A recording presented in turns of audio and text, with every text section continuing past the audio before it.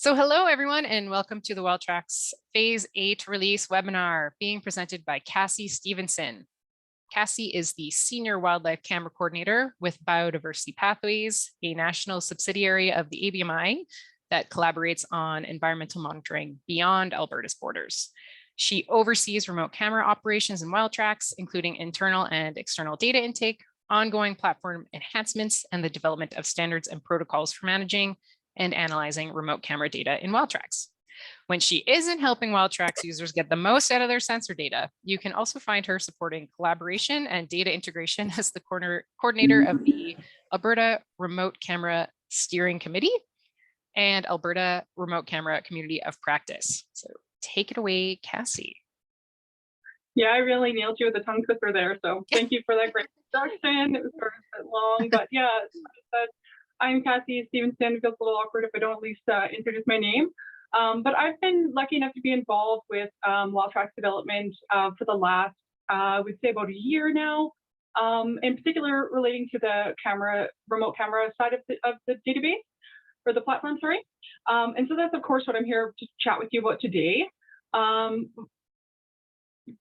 Before I get into that, I will have another land acknowledgement in here just to make sure we've acknowledged it well, but I will say that we honor and acknowledge the traditional lands of Treaty 6, where Lac La Biche is located. Oh, this is not the right one. We honor and respect the neighbors while they are here and recognize that we are the treaty people come here with the intent of honoring Treaty 6 and build a collaborative project based on understanding.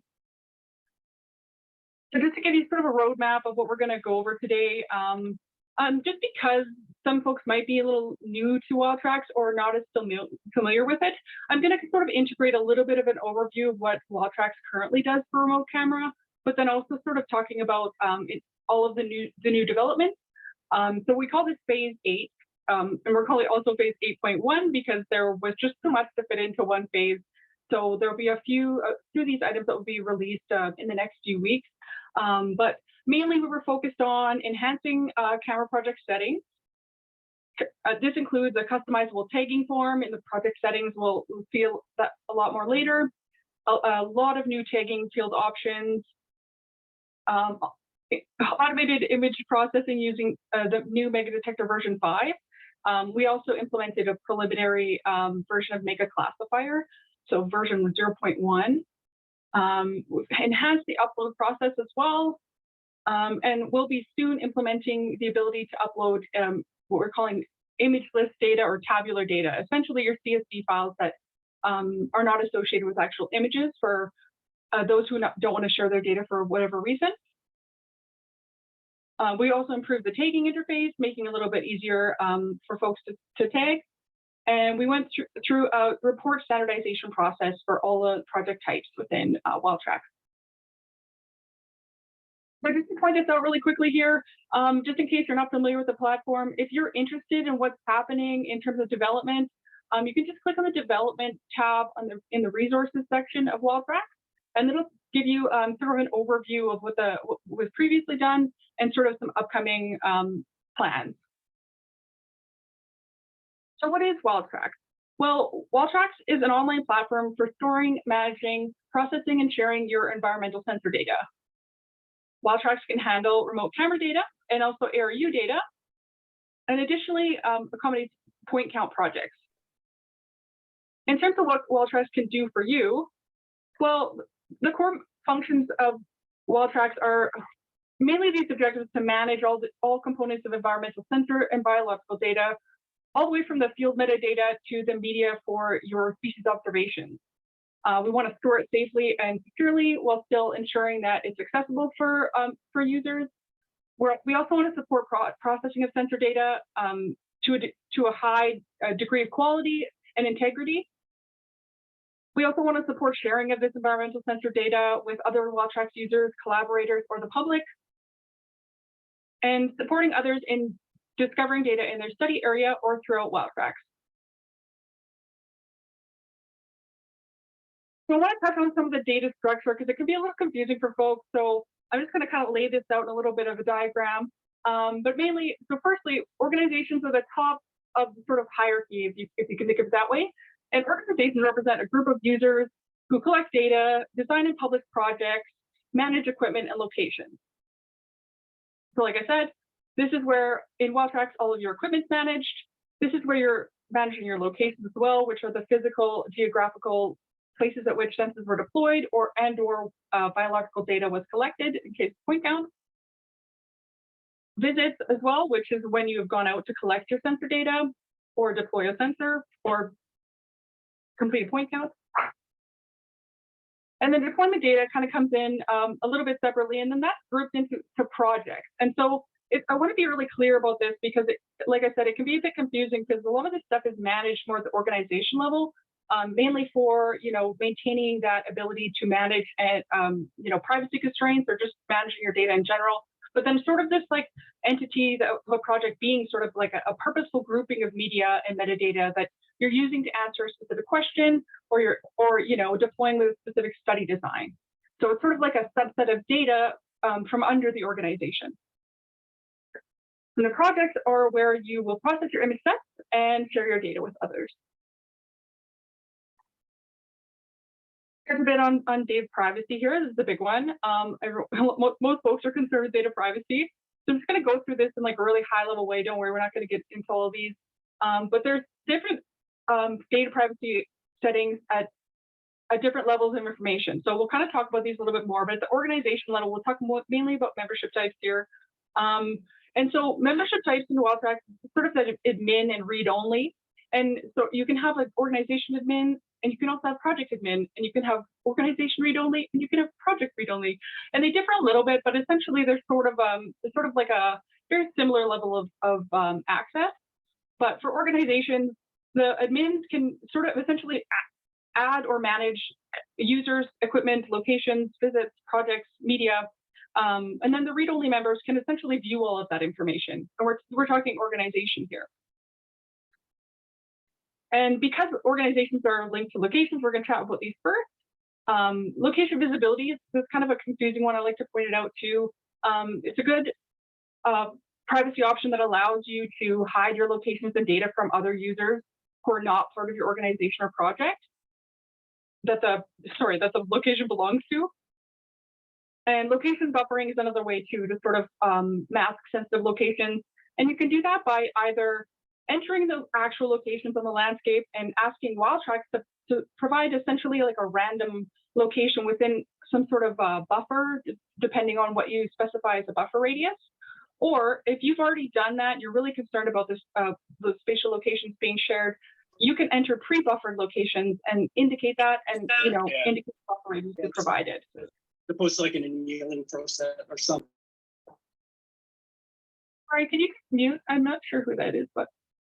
And then getting to the project level, same kind of thing. We're just talking about the user types. So project admins can upload data, add users, download data. Read-only members can view and download data.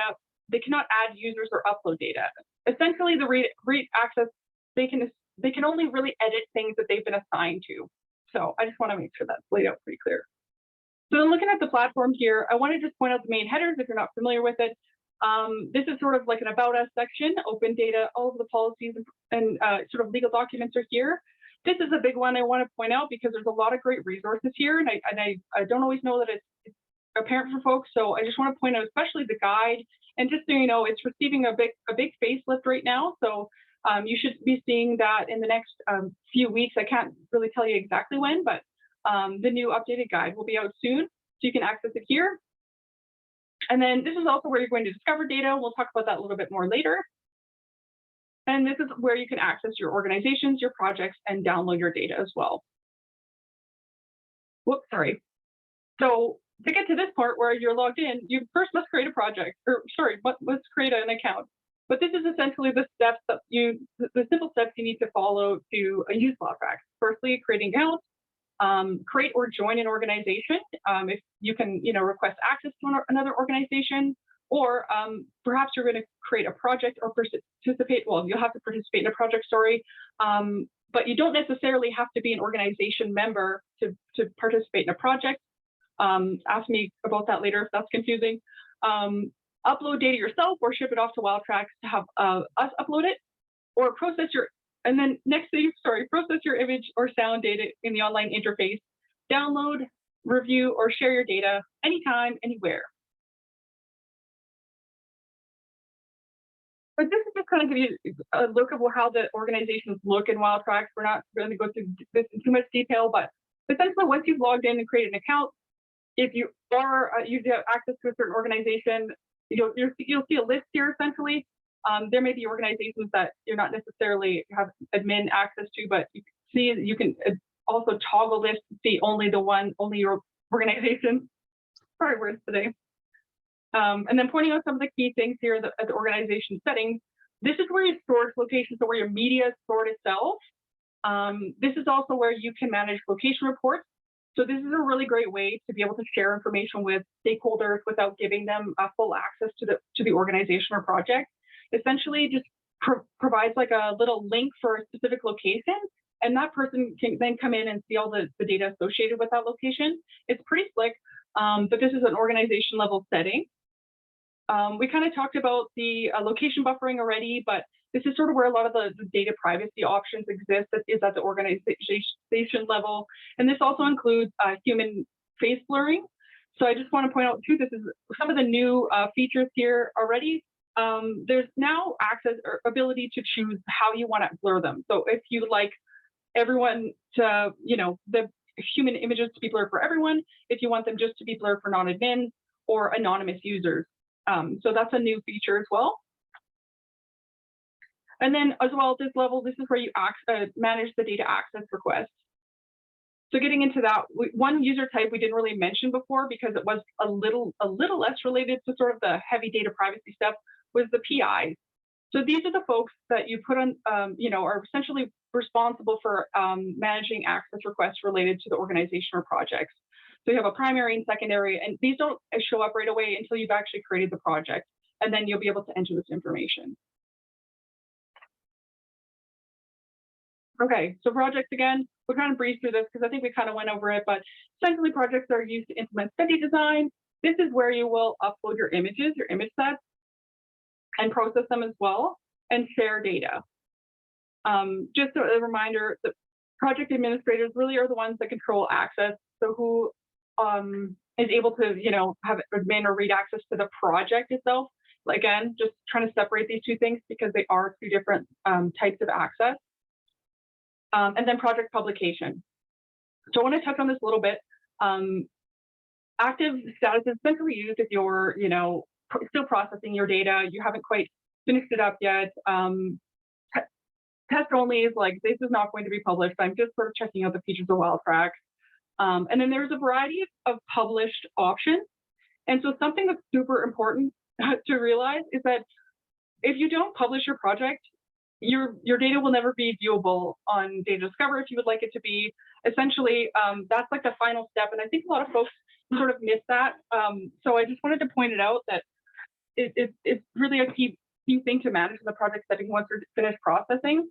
And so these privacy options, once it's published, you can publish it privately if you want, and then nobody can see any of the information.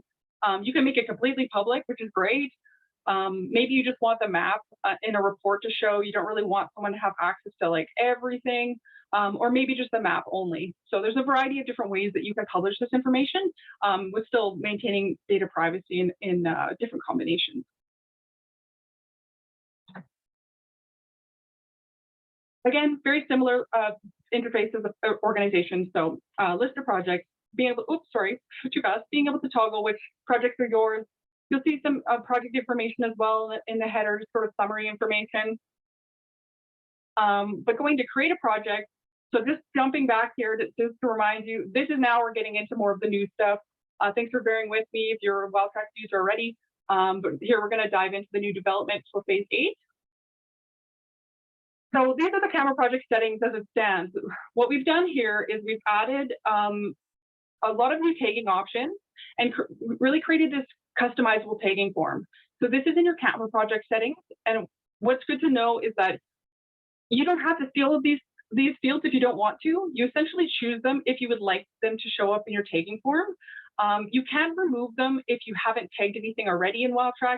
But if you've already used the field, then it's the camera project settings won't allow you to remove that field. But otherwise, you can add and remove them as you please. So just to blow those up and give you a better idea, we're kind of going to talk about these a little bit more. But just to give you an idea that 11 of these were new. So previously we only had about 6 different features, and now we've got what would it be, 17? Oh yeah, that math's correct. So quite a few new ones, including behavior, health, disease, direction of travel. And so what we're kind of trying to do here is sort of bridge that gap between what folks are tagging and what was previously available, and just sort of going out. We really looked at as many data sets as we could to sort of compile this information. And I want to say too, we're going to see the options a little bit, but feel free to send us feedback if there's something else you'd like to add. Not to say that we'll add everything, but we'll definitely try to accommodate as many folks as possible if reasonable. But yeah. And then the camera project settings level, there's also some new pre-processing settings. So these were kind of existing already, some of them at least. But what we're calling now the auto tagger, and just to blow this up again, because it's kind of some tiny font there, is a combination of a WildTrax AI, MegaClassifier version 5, like we said, and then MegaDetector version 5 and MegaClassifier version 0.1. So now you can choose which classifier you'd like to apply. So the staff setup is essentially, images within the first and last 2 hours of humans are tagged as staff. Nuns and vehicles, of course, are pretty apparent, but MegaClassifier is sort of like not selected by default, just because we haven't quite tested the accuracy rates of it yet. But you can also choose whether these are hidden by default, which is really handy if you just want to get in and process your data. Just getting into this a little bit more. So if you're not familiar with AI, what this does is essentially filters out not all of them, but it filters through the images to put them in categories essentially based on probabilities. And so MegaClassifier or MegaDetector, oh my gosh, I'm going to confuse everybody. MegaDetector is essentially saying, okay, I'm pretty sure that this object in an image, because there might be multiple different objects in an image, belongs to this category based on some probability, right? So it's a trained algorithm, and MegaDetector version 5 pretty much sifts these into 4 categories: animal, vehicle, human, and empty. So this is really beneficial because it's way faster than image processing by hand. It's way cheaper as well. Like, let's be real, if you've taken images before, this can be like a really tedious task. It's also easier to identify desirable images and not miss detections. And there's a lot of free resources online as well, so including WildTrax. I think the estimate, I think this might need to be updated, but it's pretty fast. So I know before there was sort of some issues with maybe a little bit of delay with the auto tagger and the MegaDetector running. But now it's a lot faster. I don't know that you really have to wait very long to get your images ready for processing. Okay, and then preliminary here, MegaClassifier. So this is a export from MegaClassifier that identified a variety of different species, and sometimes it does a pretty good job. But I just want to note, like, just a caveat: we have not tested the accuracy rates for some species. It's not very good, but some species it seems okay. But we really can't say for sure. It's sort of a use at your own risk at this point. But I just think it's super cool to be able to start moving in the direction of species classifiers, and I'm really excited about this. So we'll be testing the accuracy rates of this pretty soon, and also including a list of species in the guide.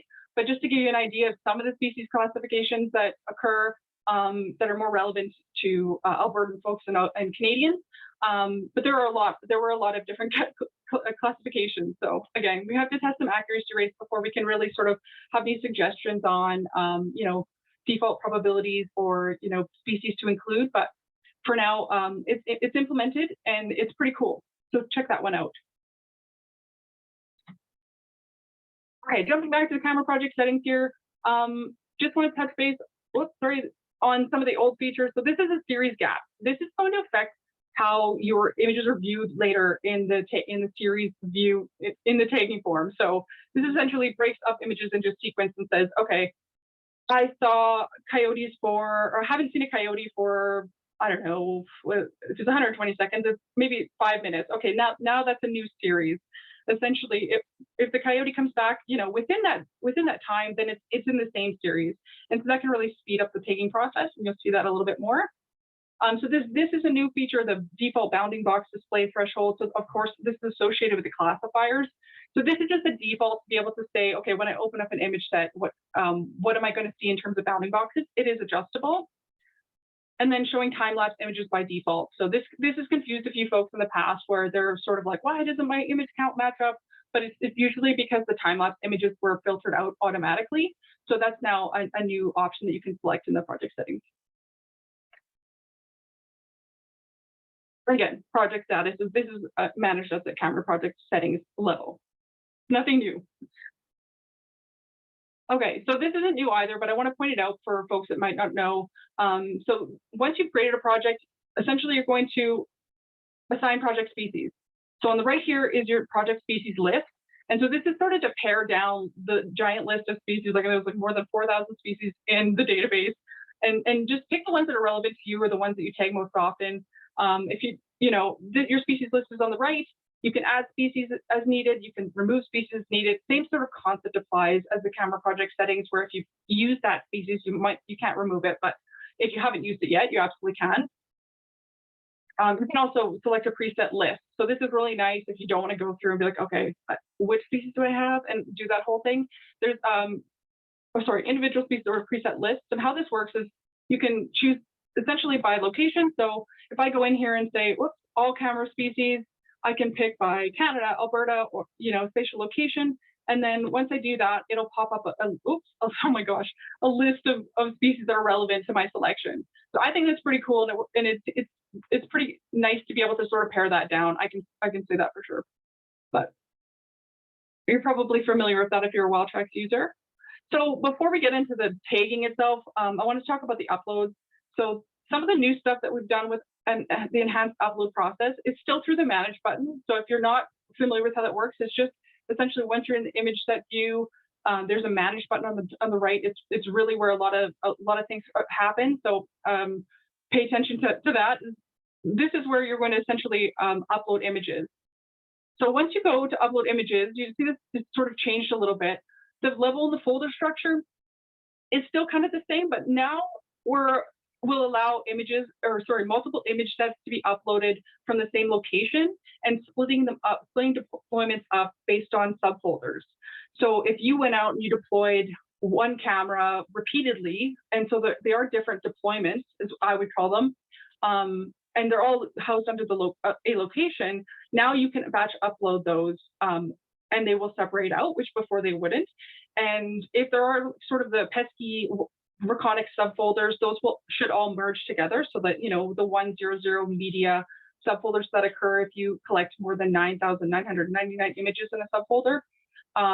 So pretty streamlining this process, but there's still a few things happening here in terms of the image list uploads. Sorry, not quite there yet, but sorry, last one point I wanted to say about that, but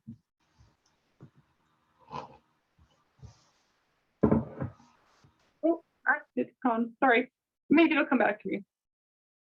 So if I level in the folder structure, it essentially says, okay, from my location or from the hierarchical folder, if I have, maybe I want to say a survey for one season, but or maybe it's multiple seasons even, and multiple locations under there, like what level below the batch folder is my location? And then you can see here that if the level is 2, so if this was in a folder one level above it, that's what I uploaded, then those locations will parse out separately.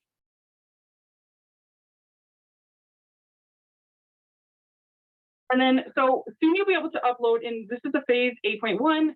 Things are not quite there yet, but through the manage button as well, this is where the upload of tabular data is going to occur. So essentially, if you're familiar with how to sync tags, it should be very similar. I'm not quite sure if it'll be exactly the same, but it definitely will use the manage button. Unfortunately, I don't have too much to be able to show you in terms of that at the moment. But this is going to be really useful I know a lot of folks are limited by freedom of information limitations. So providing this is going to be really great for collaboration, really great for WildTrax users. Okay, getting into the good stuff, tagging page. Okay, so if you're not familiar with this, just again, kind of go through this quick, but maybe not so quick. this is what it kind of looks like. This is the image panel, very obviously, and image icons on the left, which are directly correlated with, or directly related, sorry, with the images on the right. So if you select images in the image panel, in the icon panel, they will show up, and there will be different colors to indicate sort of the status. So are they untagged? Are they auto? Are they none? You know, are there multiple species? So just to give you sort of an easier way to find some of those flags if you need to. You can also see the number of images per page, and you can change this to sort of change how many images you're going to tag in a page, but also the size of the images. So if you select fewer images per page, the images will get bigger. And again, so you set the default bounding box display threshold in the project settings, but you can adjust it, like I said, in the image set. So if you're seeing that you want to sort of mess around with it a little bit, you can absolutely do that here. And how that looks is like, you can see the bounding box here, the probabilities, the threshold's pretty high. So in order for this coyote over here to be, there would be a bounding box, the classifier would have to be pretty confident that it's a coyote for it to put the bounding box around it, essentially. Like the higher the threshold, the more confidence that it needs to be, bounded, I guess. But then as you go lower, then you can see, the threshold doesn't apply as much, and you can sort of see the difference there. And especially once you zoom into an image, you can actually toggle this, and it's kind of cool if you want to just do that just for fun, because I found it quite fun one day. By this toggle detection, if you're not sure and you really want to take a look, you can press the toggle detection and it will just toggle off the bounding boxes on and off. So that's kind of a neat feature. Okay, I got to speed it up a little bit here, guys. I know I'm already going so fast, but page numbers just sort of giving you an idea of where you're at in terms of tagging. But this is kind of important too, because the different pages will be different colors depending on whether the full image or full page has been tagged, sort of the status of errors and that sort of thing. One main one is I want to touch on the new filters panel. So this is now a permanent filters panel. Previously, this sort of just a little filters button up here on beside the project or beside the location name. And again, zooming in here, this is essentially every field that I could think of. Everything that you could tag for the most part is included here. Not quite the tags at the image level, but this is really, really nice. I found it so far to be great. You can hide auto tagged images. You can filter by sort of any of the attributes, like I said, not the image stuff. Verified images, that's all new stuff. As well as bounding box display threshold. I think the classifier categories, I'm not sure if that's actually implemented. That might be an 8.1, but I'll have to double check on that. But that's now static on the image page, and how you get sort of more filters here is how you access everything. And help menu, just got to point it out. Lots of useful stuff there too. So then if you're taking one image, you can also batch tag images. And so you can see, if I don't go too quick here, if I'm selecting one image on the right, that'll show up in the left-hand panel. And then if I select multiple images, those all highlight. And so how that looks when you actually tag, so we're going to just do this whole process again. So taking this one moose here, this is how the new tagging form is going to look, or it looks currently. So all of your tag level information at the top, all of the sort of image level information at the bottom. So you can add tags, you can have multiple tags per image, but of course, all of the image level information only occurs once. You can also batch tag. So how the batch tagging form looks now is previously you couldn't see any images, but you can actually see and scroll through all of the images that you've selected in batch tagging now. And then another one too, just to point out, in case nobody has seen this, is if, sort of that what I was just touching on, if features differ and you need to add a tag, this is kind of how that looks. You can add additional tags for, different ages or sexes or behaviors, what have you.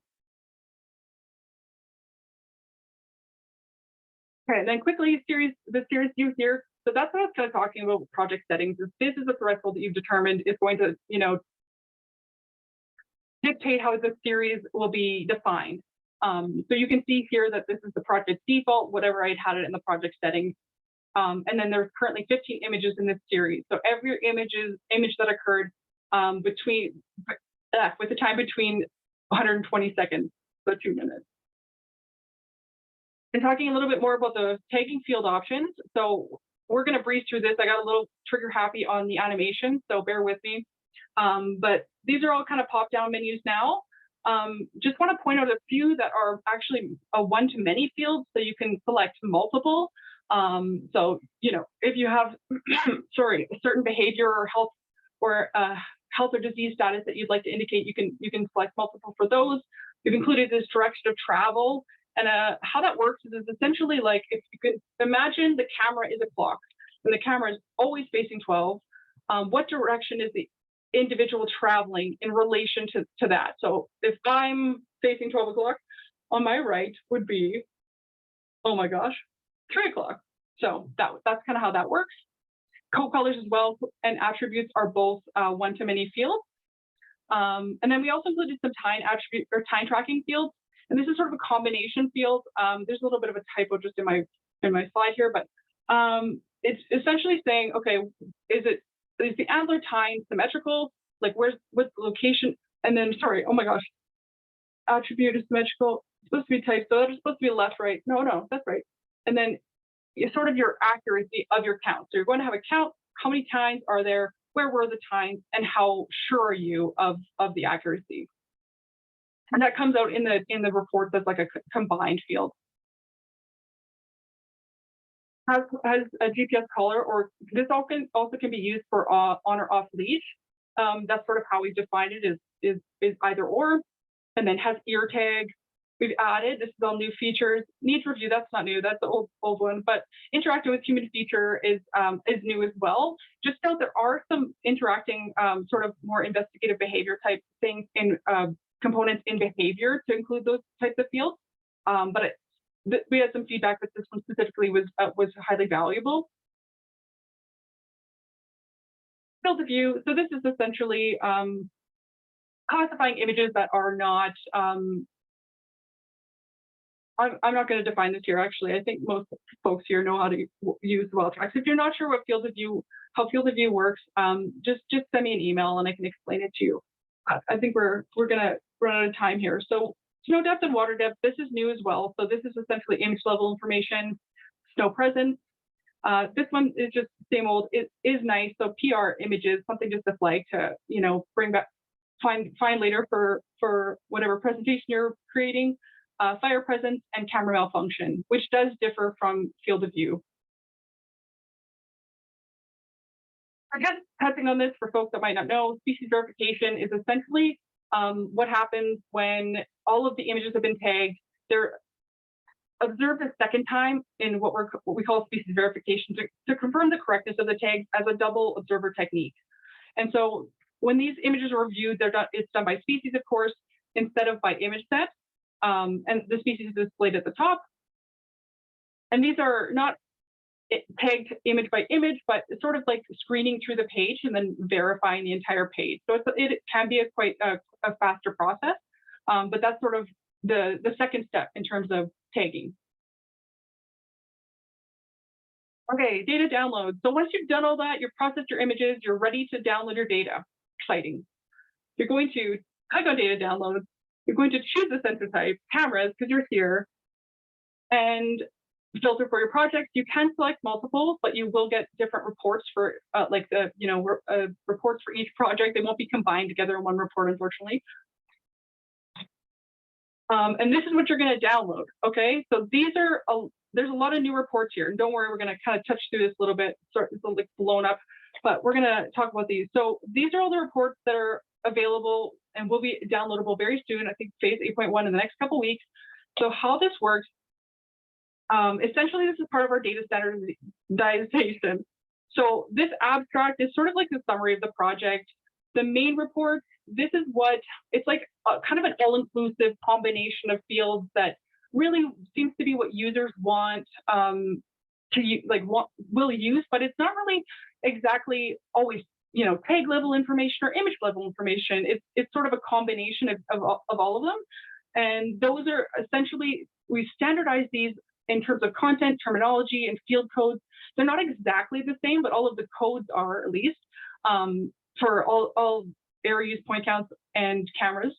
For abstracts, the main report, a project report, which is essentially just a project summary, the description, project ID, that sort of thing, just really makes it easier to pull data sets together when you're working with like multiple multi-project analyses. Location report, I think that's pretty intuitive. Image set report, just essentially, outlining start and end dates of the images, total image counts, that sort of thing. So that's only available for camera. But there is also, for the image report, there's also sort of an analogous report, of course, for recordings and a point count report. So I sort of explained it here in terms of cameras, but in terms of data standardization, there's sort of a proxy report for each project type. ARUs additionally have a tag report, but point counts don't. And then there also are these classifier reports. And instead of MegaDetector and MegaClassifier, of course, for ARUs, there's an audio relevant report, which is a BirdNet report. So this is an initiative that was taken recently to sort of standardize these the content and the terminology across sensors to make it a lot easier to navigate and integrate data across methods, and just sort of meet the needs of diverse users. So this went through like a pretty hefty review process, a multi-stage user engagement review. So again, feedback, feel free to send it our way. Okay, so when you're finished processing, very important to validate your metadata, especially your coordinates. So this is like a huge problem. So essentially, if you don't, data without coordinates is useless. There's really not much you can do with that. So this is really important, and sometimes folks forget and sometimes don't really realize the importance of it. So I just need to point that out. And then, of course, as mentioned, make sure you publish your project, even if it's private, even if it's map report only. Definitely something that you need to sort of keep in mind for the end of the project. This will kind of change how your data is visible across the platform, of course, depending on what you've chosen for the project status. But of course, WildTrax provides a robust platform for open data. And so we're trying to encourage folks to contribute to open data initiatives and sort of, consider maybe making this as open, your data as open as possible. And here we are, tag data to results. Well, almost there. Just wanting, sorry, I'm getting ahead of myself. Wanting to point out some of the analysis packages that are available. So the WildTrax package is also available to help pull data out of WildTrax in R. And so it's sort of getting built out still. In terms of the camera side, there's lots of features that are implemented for ARU, but there's a lot of useful things still if you're looking for independent detections, which is a question I often get. How to derive those. There's some useful tools in there. Summarizing detections by location, time period, species, deriving distance between locations. I know there's lots on the docket. So you can download it from GitHub. If you click on this link, you can send me an email too if you're not sure after the webinar. But really great stuff. I highly recommend checking it out. And then Data Discover, lastly, is last but not least. So this sort of comes back to, okay, now you've got your data in, you're ready to collaborate, you can discover data. And this is a great tool to see what data is available in your area. You can go and filter by organization, by sensor, by project, by start date, and see like what is here. Can we maybe set up a collaboration? Is there something that I need to, somebody I need to get in touch with so that I don't have to do as much work at this field summer because Aaron Bain has deployed cameras all over the Ghost region and I don't have to do that. So this is a great tool, and I just want to point out too that it's in the next year or so, I can't say for sure when, it's going to be receiving a little bit of a facelift too. And I think that's going to make it a little bit easier to view sort of the identification information, the species information more spatially rather than just like sensors. But yeah, not quite there, but this is really great. Check it out. Especially, you don't have to have your data published either to do so. You can check it out right now. I don't even think you need a WildTrax account.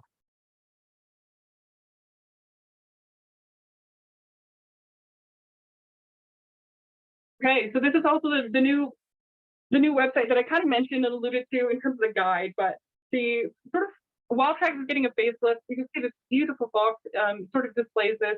And so just stay tuned for this. It's coming very quickly, but it's looking really nice. It's sort of going to make things a little bit easier, especially in terms of navigating the guide and things like that. But I just wanted to give you a little sneak peek. And of course, thank you to all of the various sponsors and collaborators who have helped make WildTrax possible over the years. And I also want to give a special shout out to the developers who have been working tirelessly to make the remote camera side of WildTrax awesome. So thank you. We have about 15 minutes for questions. Thank you so much.